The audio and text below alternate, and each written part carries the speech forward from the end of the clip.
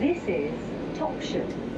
It's dark outside because it's just gone 5:30 in the morning, and I've just left Topsham station and I'm travelling southbound towards Exmouth because Exmouth is the true start point of this challenge. What I'm doing today is I'm going to try to go as far north as possible in a day in the UK without travelling on any trains that are classed as a number one, i.e. express passenger or whatever, staying just on the twos, the local trains. So how far can I get? Well, I've got some pretty tight connections, but I think I can get quite a long way. And yeah, so come along and see how it goes. So here we are at Exmouth, and this is the start of the challenge. Class 166 is going to take me to Exeter St David's, and somewhere along the bottom here will be the latitude, and that is our start point. This is train number 1, and the rules are every single train that I go on today will have a 2 head code, and I cannot change stations even by foot.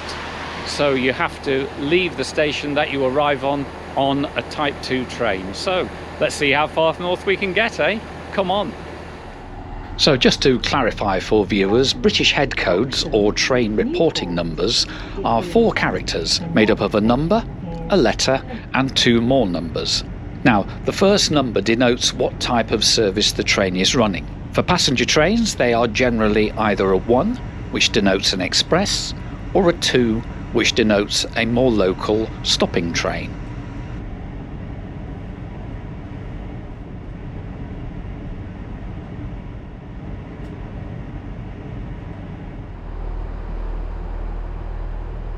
As it's very early, there are 2 trains stabled at St David's on platform 6. Ours is at the far north end of the platform, and the train is a modern Hitachi Class 802 Intercity Express train, or IET, which indeed highlights that the head code denotes the class of the service, not the actual class of the train providing it.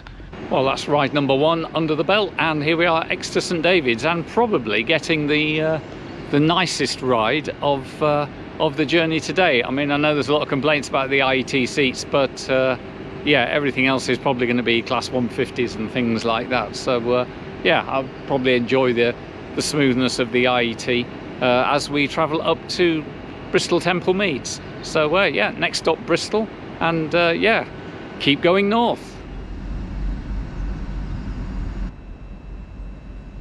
And off we go on our second ride. Now, I've been on this train a lot, and as you'd expect, it does not really fill up until you get nearer to Bristol. Oh, and a little note about the latitudes. They are described in digital degrees north and are lifted from Google Maps. The reason this service is coded as a 2 is because it actually stops at pretty much every intermediate station, and it also diverts through Weston-super-Mare on the small loop line that services Weston. And as dawn begins to break, we speed through Somerset, heading for Weston.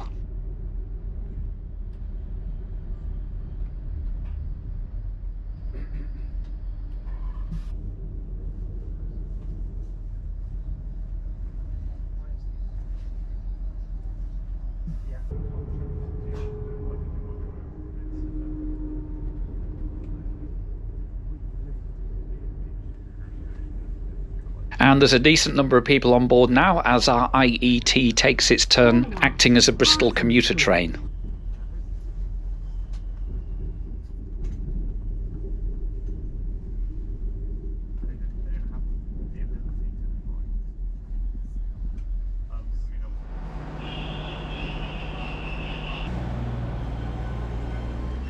Let's follow the crowds at Bristol to start with, and then peel off to procure some refreshments and a welcome second breakfast.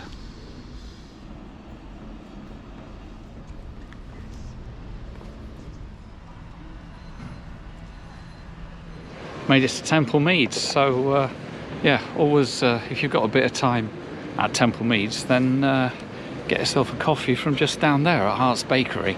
Excellent coffee, excellent croissant, so I'll be enjoying that croissant. So next one is the 0840 for Worcester Foregate Street. Let's head north. This ride is the start of some wiggles through the Midlands, as all the trains that run direct from Bristol to Birmingham, at this time in the morning at least, are classified as ones, and so we're going to have to divert through Worcester. These GWR Class 166s used to have a first class at the train ends, but now the train is all standard class, so this is a sneaky place in which to get some extra legroom. That croissant was cheese, mustard and sesame, and it really hit the spot. Bristol Parkway was opened in 1972 as part of the first generation of Parkway, or Park and Ride stations. It's kind of a bit grim, but it certainly does what it says on the tin.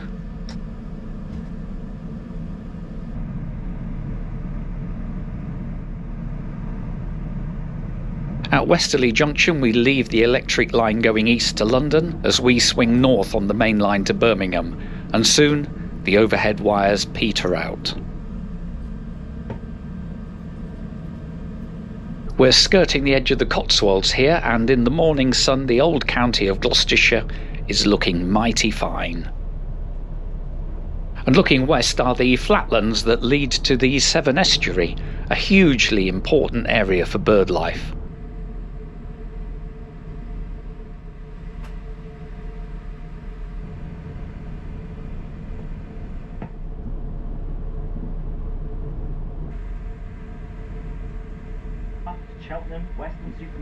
Gloucester has one of the longest platforms in the UK, coming in at a whopping 602 metres long. It is marked as two different platforms, but the platform edge is contiguous. Transport for Wales also runs services that go down the western side of the Severn to Newport and beyond. Now, they don't usually start at Gloucester, so I'm not quite sure what this one is doing in the Bay platform. Compared to the Southside 1970s rebuild, it looks like Platform 4 still contains elements of the earlier brick-built station. Worcester Foregate Street.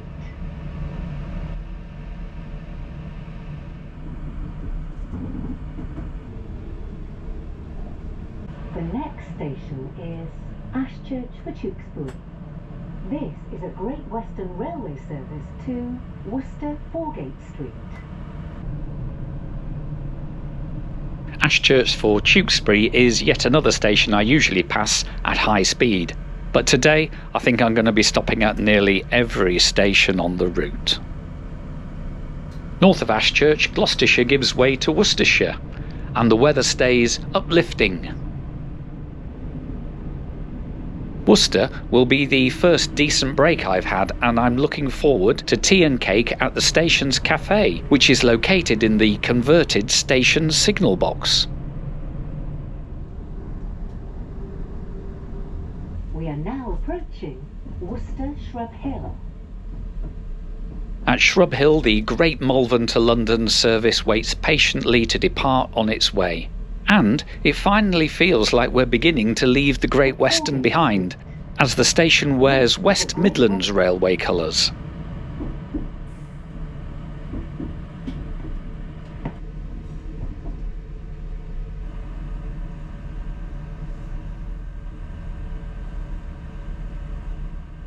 And here we are at Foregate Street, and now over 150 miles are already travelled, and it's time for that cuppa.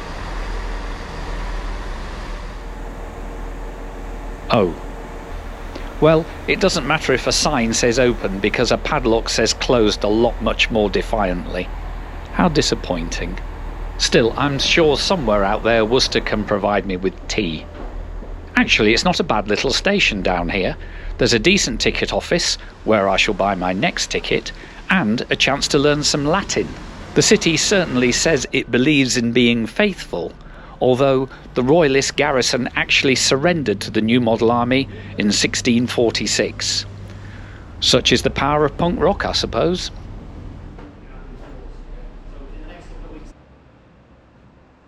Well, I did actually get a very nice pot of Earl Grey tea, and it's probably time now that I head up onto the platforms and do a bit more voice to camera.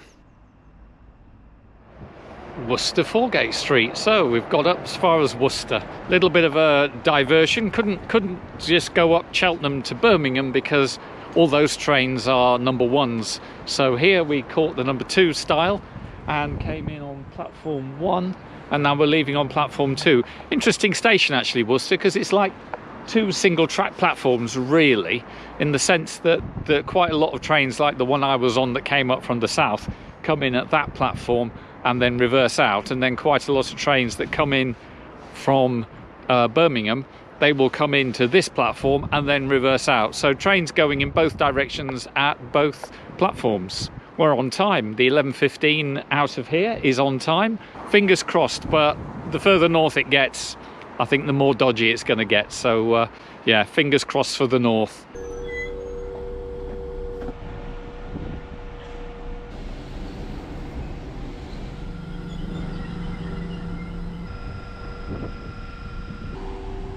I'll do a proper review another day, but as I've not ridden on one of these on the channel before, let's have a quick look round, and safe to say it all looks clean and modern and accessible. The maquette is decent with a little flecks of orange, and the seats, well, they look comfortable, although by the time I got to Smethwick I'd had enough. They weren't actually that good.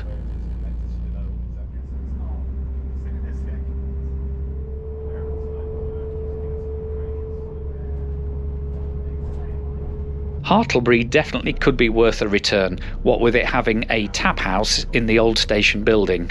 By now I've been up for quite a long time and it feels distinctly like it could be beer o'clock.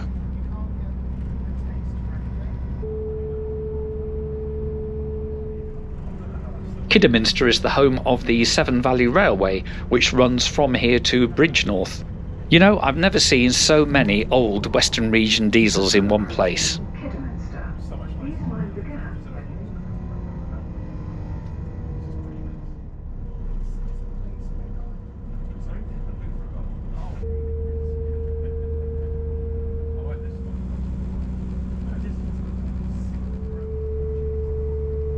Watch out for the little Class 139 rail car, which is employed to operate the shuttle to Stourbridge Town, which incidentally takes just 3 minutes to complete the journey. And as you'd expect, a station that includes the word junction has a nice signal box.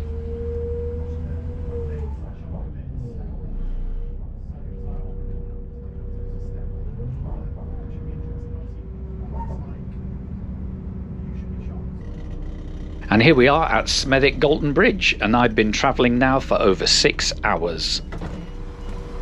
This elevated platform crosses both the northwestern lines and also the old Birmingham Canal. I didn't get a shot of it on this trip, but the bridge referred to by the name Galton Bridge is Thomas Telford's 1829 cast iron bridge, which spans the Birmingham Canal at this point. And we made it to Smethwick Galton Bridge. Yet another station that I've never been to. It's got that strange crisscross, got 2 platforms down at this level on the electric line, and then the 2 platforms further up that we came in on. So yeah, now I've got to get the 12:20 to Wolverhampton. Keep on moving north.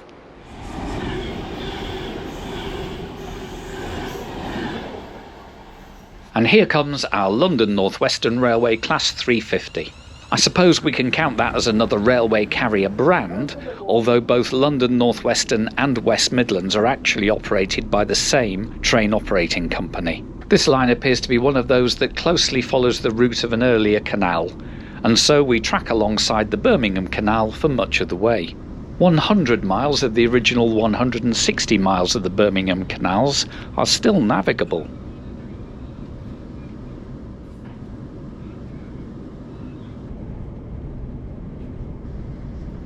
And it's very much an industrial view for this short hop to Wolverhampton.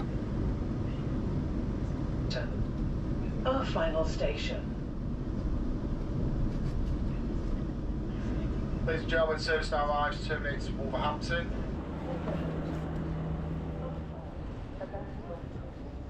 I've got about 50 minutes here in Wolverhampton, plenty of time for a spot of lunch, but the first thing I want to do is have a quick look at the refurbished concourse, and especially the view from across the road of the new frontage.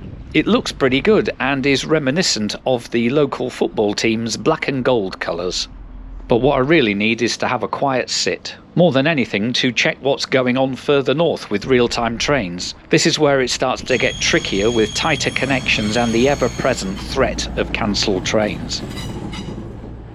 And there goes a cross-country train for Manchester Piccadilly, and I'm going to Manchester Piccadilly, but can't get on that one. It's a oneer. So yeah, I'm waiting for the 1326, which will take me to Crewe.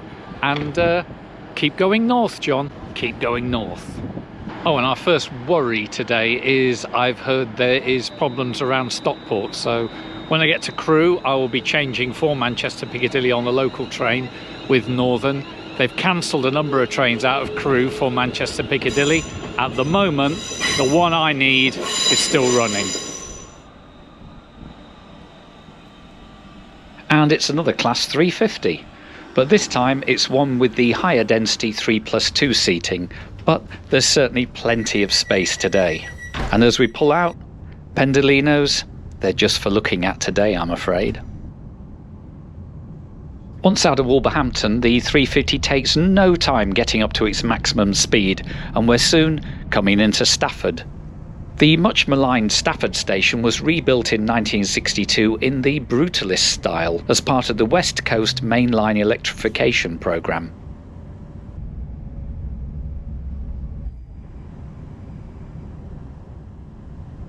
Pulling into Stone and a look out of the other window confirms this 1849 Grade 2 listed building looks to be another gem. Maybe I need to spend a whole day in the Potteries investigating some of these stations. Stoke was the site of a really annoying timetable mismatch, as the train to Manchester is scheduled to leave just 3 minutes before this train is due to arrive. My big mistake was not being ready for the possibility that the 1355 to Manchester was running late. If I'd jumped ship here, I could have been into Manchester at least 45 minutes quicker.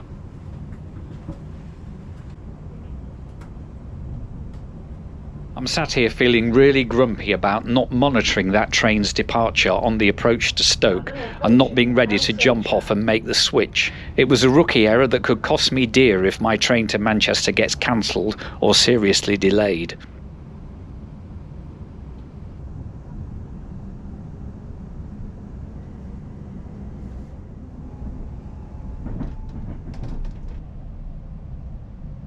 We are now approaching Crewe. Just outside Crewe is the Locomotive Services Depot, where they keep their mainline fleet of Class 86, 87 and 90 electric locomotives, and they look great in the Swallow livery.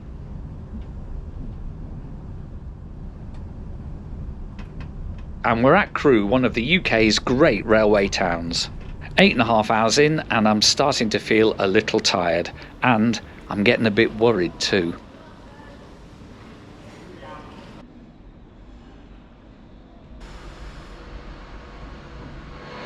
And here we are in Crewe with the Banty West Coast over there on platform 6. So I made it into Crewe on time, and it looks like my 1446 up to Manchester Piccadilly is also on time. So let's see how that goes. There has been talk of delays around Stockport, so we'll see. I hope that works because I don't have that long a connection at Manchester. Anyway, keep going north. Well, the incoming working from Manchester turns up with this Class 331 EMU. We all get on, and then nothing happens for over 10 minutes as we await clearance from the station. I've got a 20-minute connection at Piccadilly, and I'm still concerned we may be further delayed at Stockport. Still, there's nothing I can do about this, and there's also some lovely sunflowers to look at Sandbach.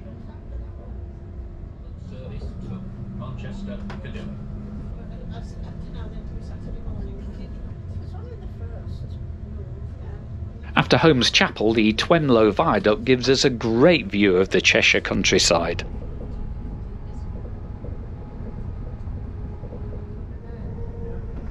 I know it's a tired trope, but as we get closer to Manchester, the skies are getting darker and it really looks like we're going to run into some rain.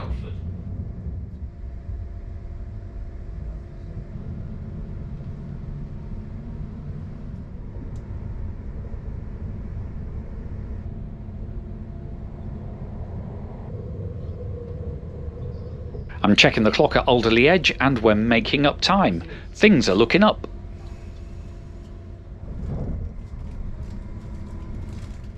And for some reason, Handford has a plethora of old station signage. How many do you recognise?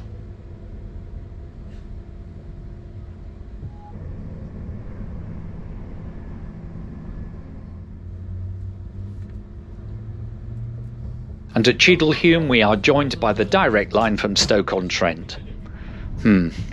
I could have been through here about 45 minutes ago.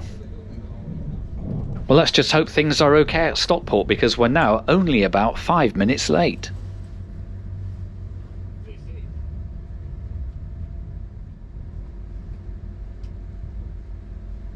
Oh joy, the train is in and out just about as quickly as any train could be. I think we're going to be fine. Tickets on first from Stockport, please. Still, I'd best wait by the door nervously and... oh dear, we're now being held awaiting a platform, and so the time ticks away again. Until finally we start moving and get into the platform just 9 minutes late, so that's okay for me. But it looks like someone else has a much tighter connection than me.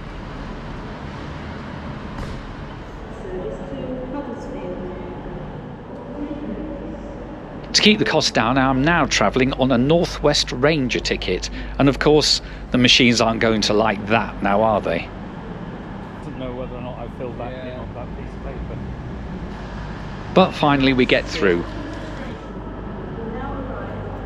Now there's no time to talk into the camera, but at least we can get a shot of the front of the train before we nip on. Look, it's a Trans-Pennine Express train that's actually here, and it's on time. Wonders will never cease. All the direct trains from Manchester to Leeds are oneers, but if you break the journey at Huddersfield, you can still get across the Pennines using Trans-Pennine on Type 2 trains. But this is the toughest connection of the day. I've got just 8 minutes at Huddersfield, so let's hope our little 185 can keep to time. You know what, this Class 185 is actually very comfortable. Compared to the Novas on TPE, they might look a bit naff as they don't have pointy ends, but the seats are comfortable and the ride is pretty good.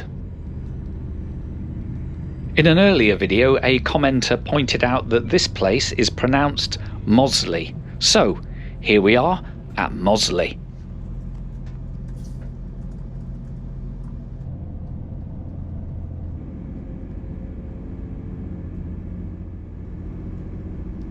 These really are the nicest seats I've sat in all day. And because I've done this trip on the channel before, I thought I'd sit on this side today so we could get a better look at the Huddersfield Canal at Saddleworth and the exit from the Stanage Tunnel.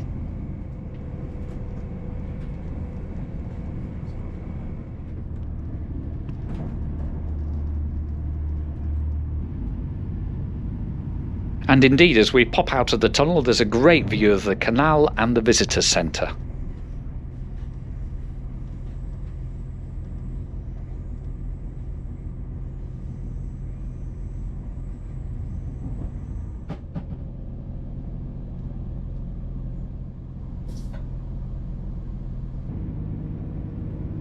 And looking this way, the viaducts at Slowett still give a great view of the town.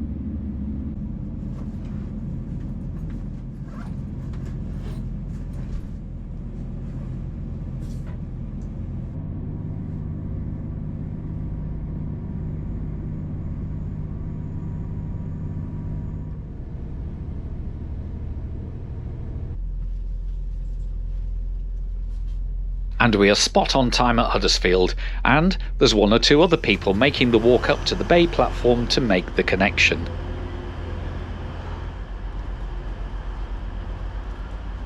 Now, this is going to be a noisy one as it's full of college students on their way home, but they all sound happy, and you know what? I feel happy too. I can't believe my luck in negotiating both Northern and TPE services without any cancellations or crippling delays.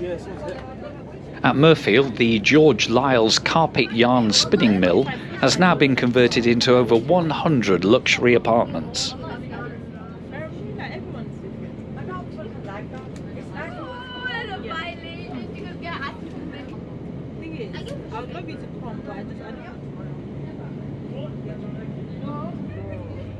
Another beautiful crossing of the River Calder heralds our arrival into Dewsbury, where most of the students will alight.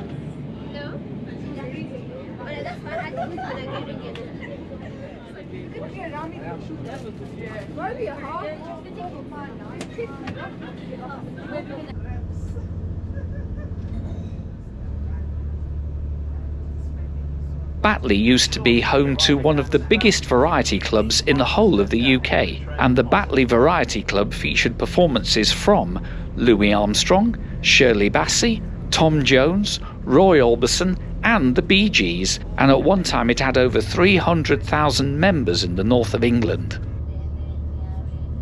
Very steady. Beautiful. Yeah,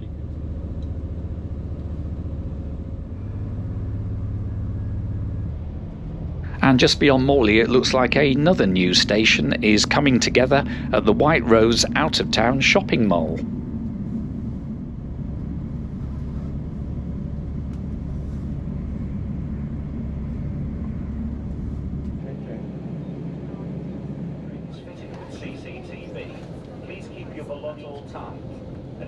And here we are approaching Leeds. The weather has remained beautiful right across the Pennines, and I've really enjoyed my rides on the 185s.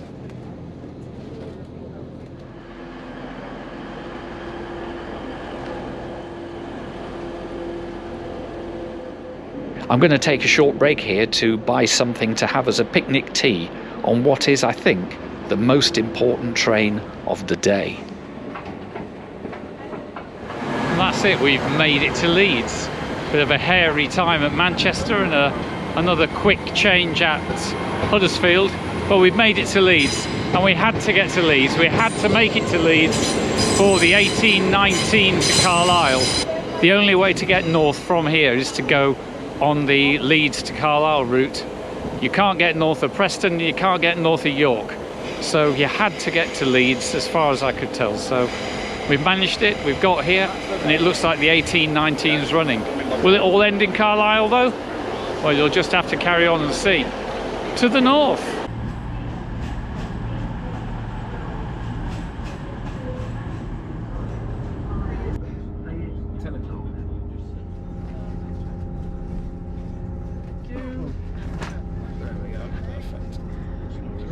I'm quite pleased the sun is now beginning to set, and there won't be such a demand to record too much video along the journey, because by now my 4:30 AM alarm is really feeling a very, very long time ago indeed.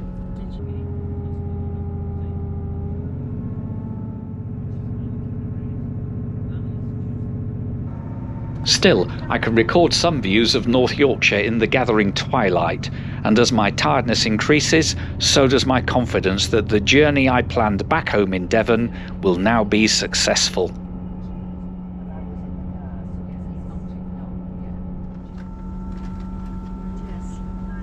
it's going to be quiet.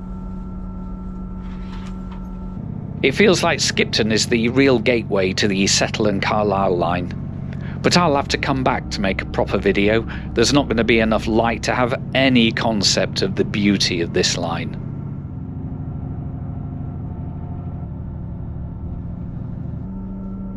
And that's it. It's truly dark at Settle.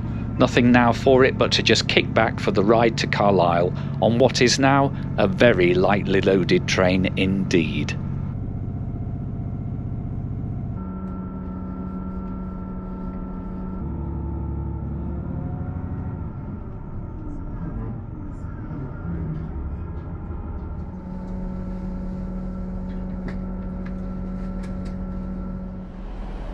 And that's us at Carlisle and 15 hours into the challenge. But the main statistic is the huge uplift in latitude that one ride has given me. This ride alone has added over 1 degree of latitude to today's total, and we're not finished yet. And so this train here behind me answers the question, can you get from Exmouth and get over the border into Scotland in the one day? And the answer is yes, look, ScotRail. This is the 2111 to Dumfries, and that is where my journey will end. So yeah, this is the final ride and I'll see you in Dumfries. Let's keep going north. It's dark and it's wet, so I'll see you in Dumfries.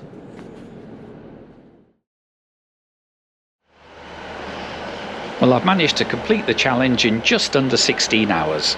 There's no tours going north from here tonight, so this is where we will call it a day, after 462 miles and 11 trains.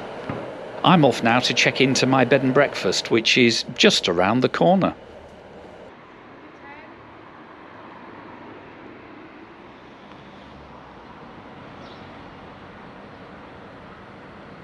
Outside Dumfries the morning after, so yeah, we made it to Dumfries. We actually got to Scotland, all the twos from Exmouth to Scotland, so I hope you enjoyed that. And do you think you can do it in a better route? Do you think you can get further? Then do drop me a note in the comments if you think so, but most importantly, go and try it and see if you can. But yeah, hope you've enjoyed it, and I certainly did, although this morning I am pretty tired. And if you did enjoy it, why don't you give it a like, and if you're not already subscribing, then do subscribe, as you've got more chance of seeing more videos like this. But in the meantime, I'm going to leave you here at Dumfries on a rather nice morning actually, and say thank you so much for watching, and join me again next time I'm doing something stupid on the channel.